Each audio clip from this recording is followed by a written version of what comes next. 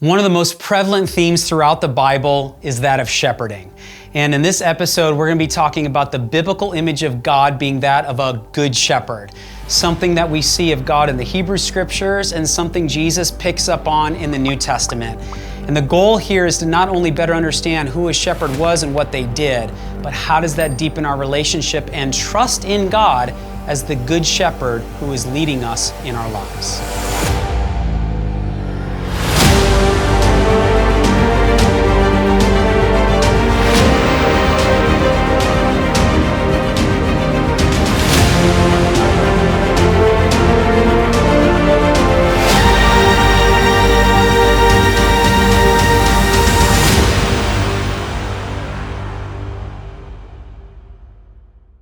Shepherding is all over the Bible. And so what I want to do here at the front end of this teaching is just give you a background understanding on the life of a shepherd and why this is so important as we jump into this idea of God being a good shepherd, also something that Jesus then picks up on for the New Testament.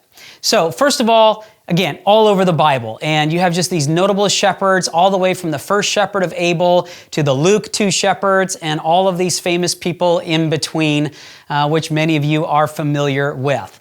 Shepherds in the ancient world as well as today could be older people like the shepherd here, but typically it was reserved for the youngest member in the family who was responsible enough to take on the role of a good and effective shepherd. So, for example, here are some teenage girls, photo that I took in Egypt, demonstrating this in Egypt today.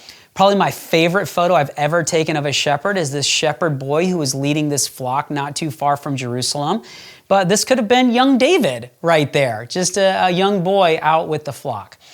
Now, when it comes to shepherds and shepherding, a couple big misconceptions we have is one, just kind of the lifestyle of a shepherd can feel very kind of passive or lackadaisical. I mean, even, a photo of this, of a statue of Jesus holding a lamb on his shoulders. It's kind of like this meek and gentle, passive kind of personality.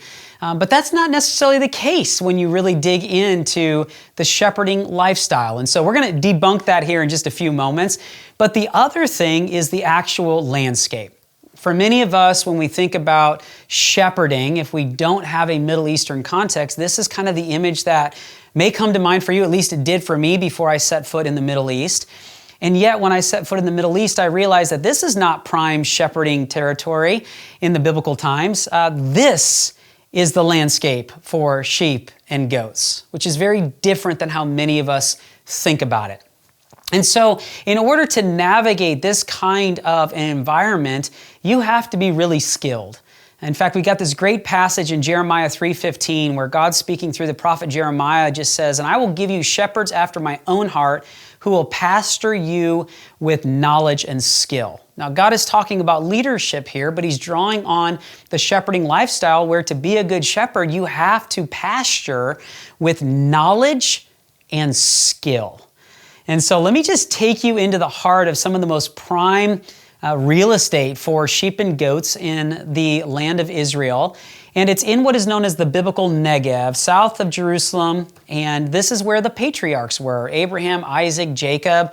This is in the region of Beersheba and Arad and some other places as well. And here is some drone footage of the Negev desert. And you can see here in the lower left, you have a flock that is navigating across one of the hills. And everything that you can see in the distance is the Negev desert, and this is the environment where shepherds will take their flocks. And so when you just start to begin to understand the environment, you recognize it's really harsh. It is a lot of rocks. It's unforgiving, not only in just the general landscape, but even with the canyons that run through the Judean wilderness, the Negev wilderness. It's all the same kind of wilderness. And you have to be vigilant as a shepherd to ensure your flock is safe, not only navigating the edges of canyons, but actually going through the canyons. You have these treacherous flash floods that shepherds have to be aware of. They got to be able to, have an understanding of weather and when it's likely raining, because typically when it comes to flash floods, it's not raining where you're at, where you get the flash floods. It's raining like 5-10 miles away, and then all of a sudden you get a wall of water and it comes and it takes people out in the desert, and it's not even raining in the desert. In fact, this is the number one killer in the desert. It's not dehydration, it's flash floods. And then you've got other water realities. As a shepherd, you have to know where to take the flock to get water. And if the water is moving, the sheep won't drink it, the goats will, but you got to find a way to bring the flock to still waters or create still waters. You have to be aware of the poisonous plants and the venomous insects and the parasites that can just plague a flock. You have to be hyper aware when it comes to persistent predators. The bears and the lions are no longer in the land, but you still have fox and you still have wolves and you still have a handful of leopards that are still functioning as predators in the wilderness, even in Israel today. And as a shepherd, if you do engage such a predator, you got to have weaponry to be able to defend the flock. And we know that when it comes to David, like his preferred weapon was that of a sling and a stone.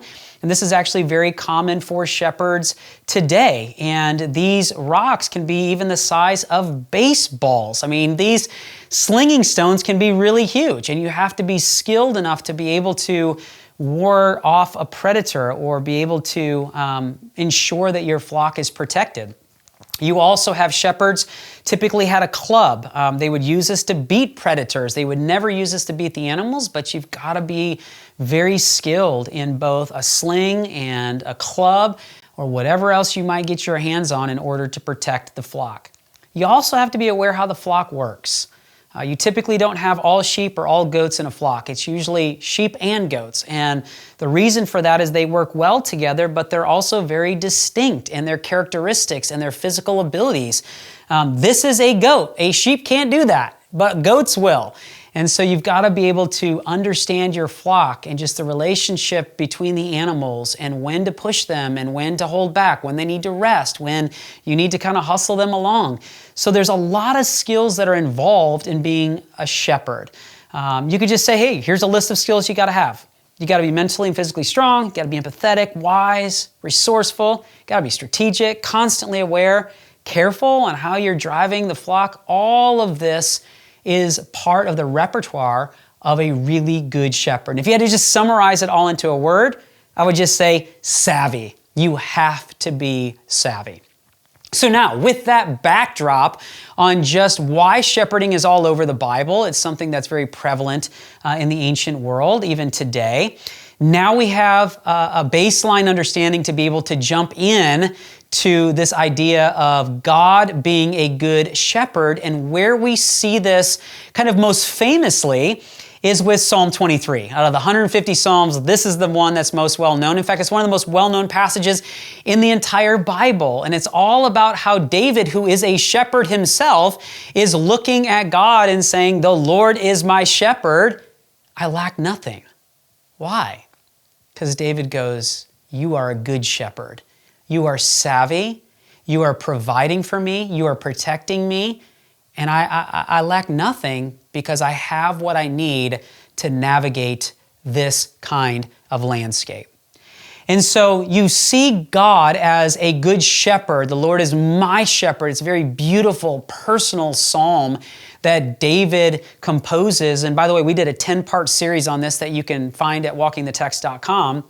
But you also see this, that God is not just a good shepherd to David, God is a good shepherd to his people Israel. You see this in Psalm 78. He led out his people like sheep and guided them in the wilderness like a flock. Okay, you get that in verse 52. And then you also see later in this psalm that God then says, "And I raised up shepherds to lead my people." And so God not only leads his people, but he brings others along to guide his people as well. And so this really taps into another really important connection to shepherding in the ancient world, is that it was always connected to leadership.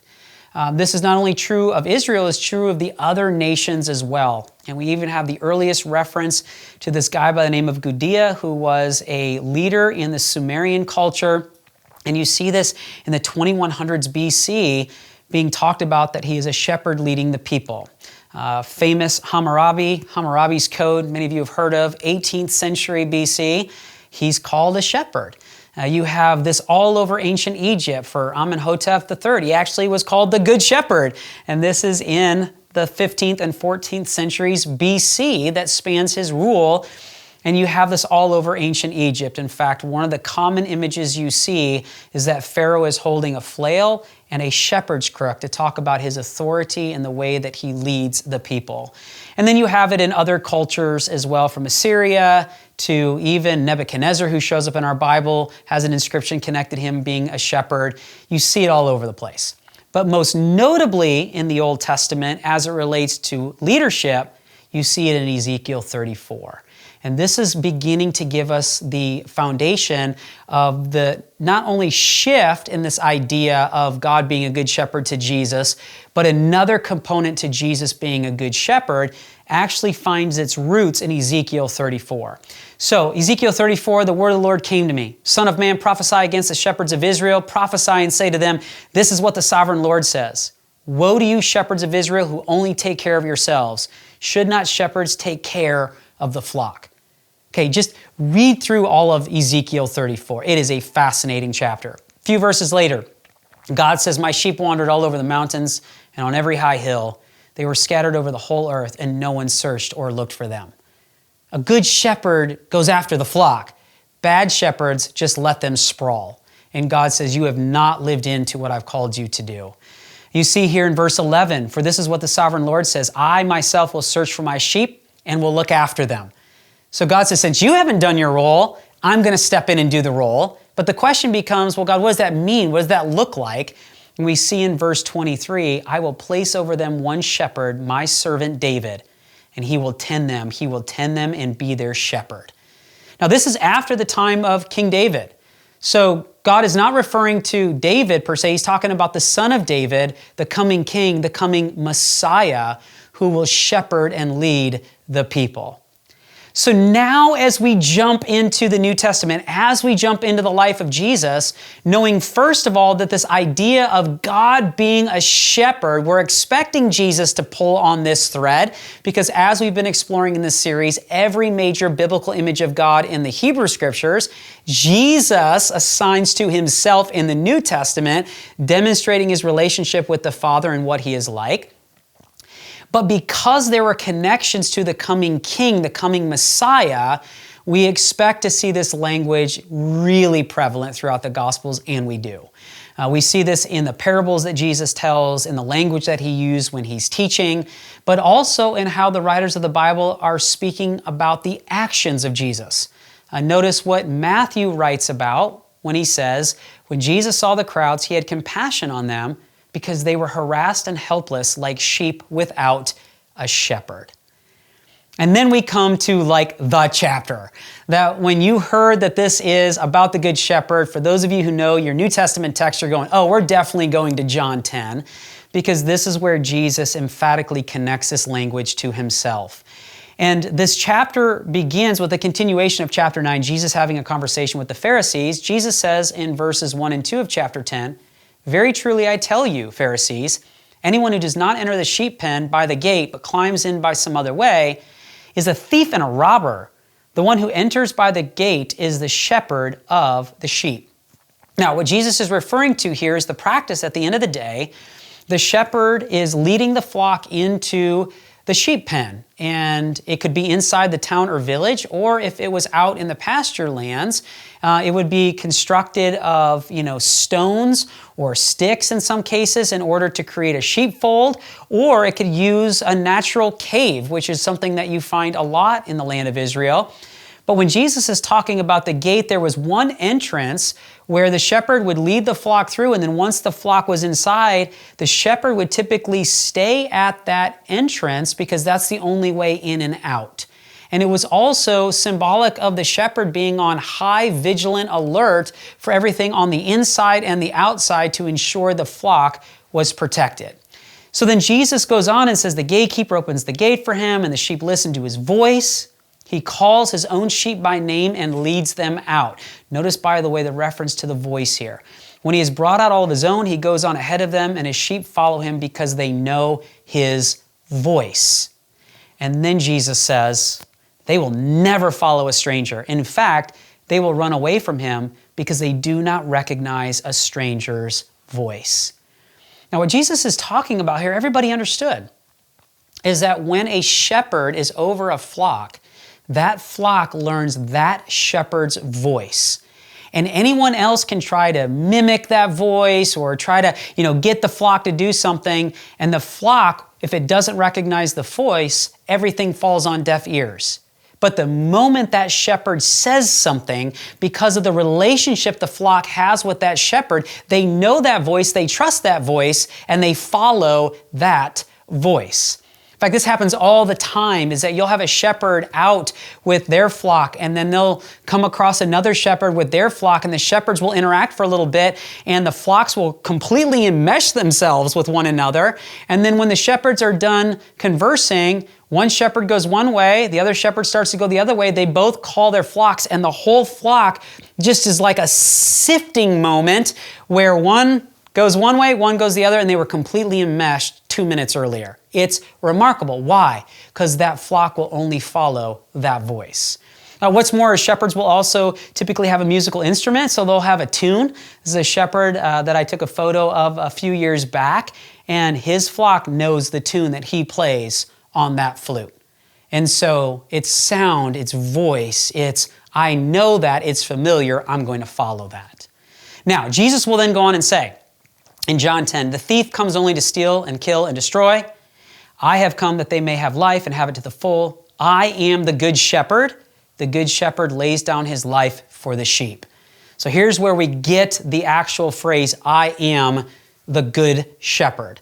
Jesus then says, I am the good shepherd. So he's repeated that. You always pay attention to repetition. I know my sheep and my sheep know me, just as the Father knows me and I know the Father, and I lay down my life for the sheep. That's the second time Jesus has mentioned not only being a good shepherd, but laying down his life for the sheep. The good shepherd sacrifices for his flock. And for Jesus, this wasn't just, an idea or a theory or just something nice to say in John 10. It's what he lived out in his own story.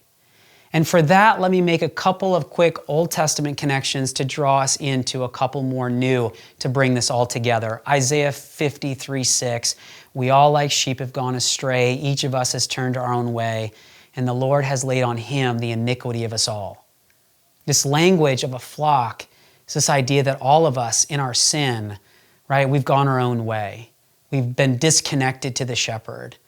And God was going to make a way for us to be brought back into the fold. In the very next verse, we get Isaiah prophesying about the coming suffering servant, who we know to be Jesus. But this is happening a long time before Jesus shows up on the scene. He was oppressed and afflicted, yet he did not open his mouth. He was led like a lamb to the slaughter, and as a sheep before its shears is silent, so he did not open his mouth. Jesus is not only the good shepherd, he's also a lamb that was sacrificed on our behalf. And even John the Baptist, we have in John 1, when he saw Jesus coming to him, he said, behold the Lamb of God who takes away the sin of the world. Now this language is being connected back into the Paschal Lamb of Passover. And Paul and Peter will talk about Jesus being a pure, unblemished Lamb of God who was sacrificed for the sins of people. And all of this is connected to both the shepherd, but also a lamb. And you see this most clearly brought together in a powerful moment in Revelation 7:17, where it says, for the Lamb at the center of the throne will be their shepherd, talking about Jesus.